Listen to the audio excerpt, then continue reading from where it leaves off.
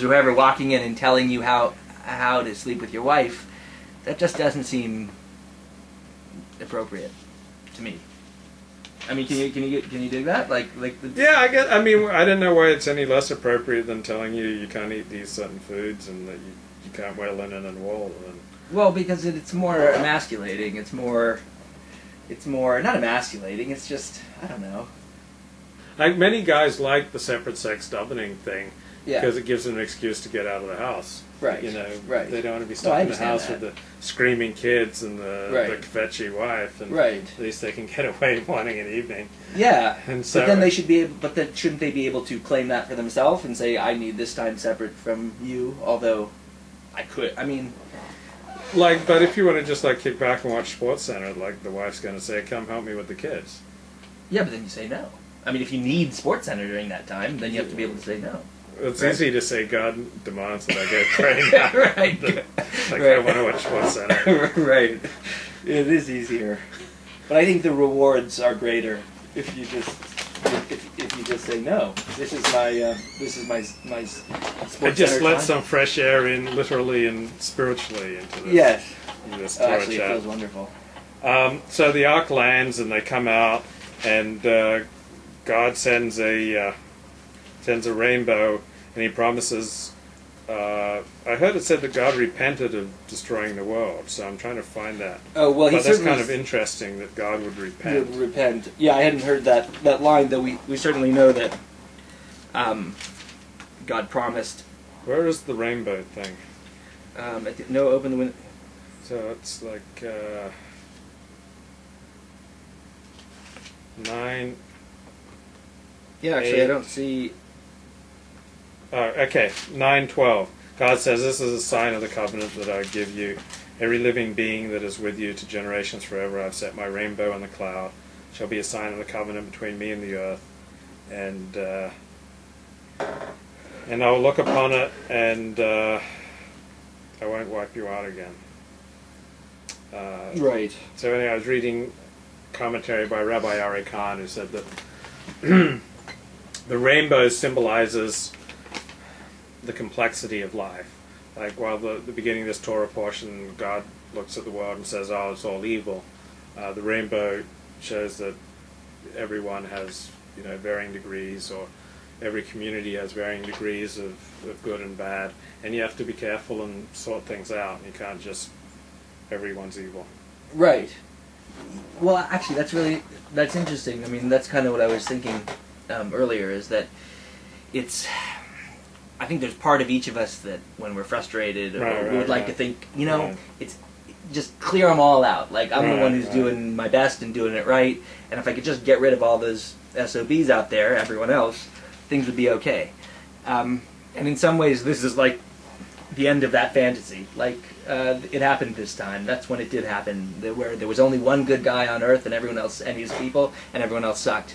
And now it's like, no, the rainbow's like, yeah, exactly that. That it's not. It'll never happen again. We're stuck with the world we've got, and just resenting everyone else for not being as perfect and good as yourself isn't going to work anymore. So figure it out. I kind of like that. That's Rabbi Ari Khan who said that. Yeah, it's quite good. Yeah, he's got a whole lecture on it that I read last night, so I'll link it. Yeah, that would be great. So chapter 9, verse 6. Whoever sheds the blood of man, by man shall his blood be shed.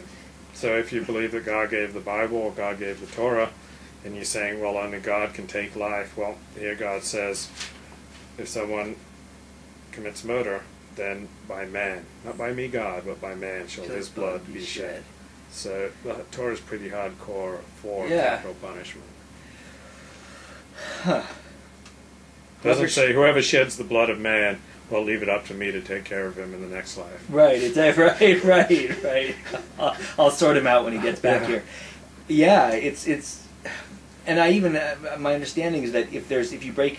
There's certain an earthly law and a divine law, and there's no punishment for breaking the divine law or something like that. Like between man and God, if you don't do it, God will punish you in the next world. But we're not supposed to put people to death because they're not davening So, shacharit. so this is the foundation for judges and courts, really. Yeah, right? my I mean, man. it's saying, okay, whoever does harm to his fellow man, he's gonna. Right. This is the foundation of law. And this is also the foundation of the 7 Noahide laws, the 7 laws that Judaism demands of all humanity. Don't commit murder, don't kidnap, you must set up courts of law, Right. you must not deny God's existence publicly, you must not worship idols, you must not eat the limb of a living animal, Right.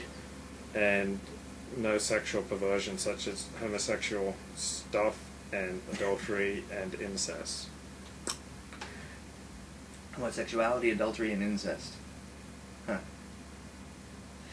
Well, yeah. I mean, this is the foundation of any law that becomes punishable by man. By man. I mean, which is any law for all intents and purposes is based on the concept of if you do harm, man will shed your blood. I mean, that's why they say the definition of a state is somebody who has a monopoly on violence in a particular area. Mm-hmm. So it's the right to kill for trespasses. Now I'm looking at chapter 20, Noah, the man of earth, debased himself and planted a vineyard, drank of the wine, became drunk, and uncovered himself within his tent. And I'm thinking about a friend of mine who is incredibly disciplined, hardworking, responsible, very good at reading other people, just a great person. But horrible thing after horrible thing happens to her when she starts drinking. It's like this great person, and she starts drinking, and just horrible things happen. She almost choked to death when, a shot went down the wrong way, and just all these horrible things. And I mean, I dated an alcoholic, Holly Randall, the photographer. She's open about it. So this was 3 years ago, and God, what a nightmare that was. When she would drink?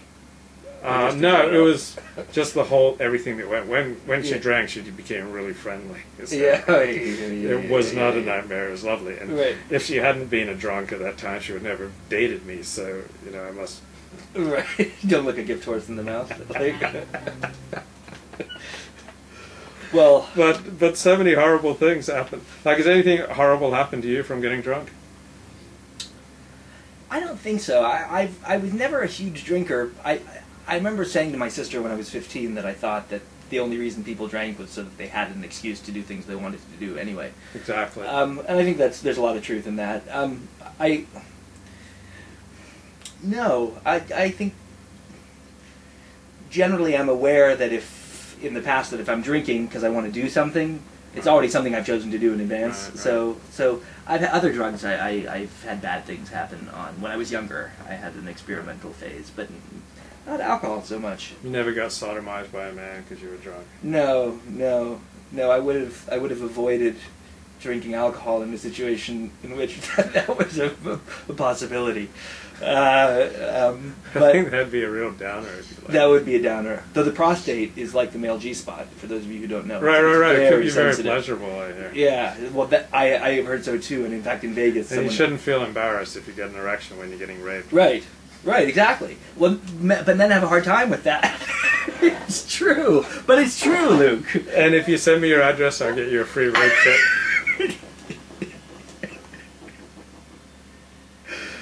But I don't know, because we were talking about alcohol and getting drunk. Yeah, but I think that people do, like your friend. My question is, okay, so she's very disciplined, but then she is kind of self-medicating. She's meeting some need that she can't otherwise meet, right? It's crazy. Right. I think she's the most wonderful person in the world, and then every weekend she gets drunk. So what's the answer to that? Should she build some of that madness into her day-to-day life? I mean, why can't a disciplined person say, I need some craziness, I need some casual sex, I need some whatever it is? Well, I think there's a fundamental flaw in her character, and I think she's got to cut out the drinking completely and start working on whatever on that, right? 12-stepping. Right. 12-stepping, you said. Sure. That's a good. Are good. Yes, right. I agree. Good. Yeah. I mean, I think they're nonsense personally, but I think they're good for people who need them. Right. Well, but then they're not nonsense. Then there's something to them. But yes. I don't believe you're sick. I don't believe that it's an illness. Right. If you're a drunk, I think you lack moral discipline. So I don't believe that you're just sick. Okay. Yeah. Right. It's a useful framework, though. For but if yeah. it's a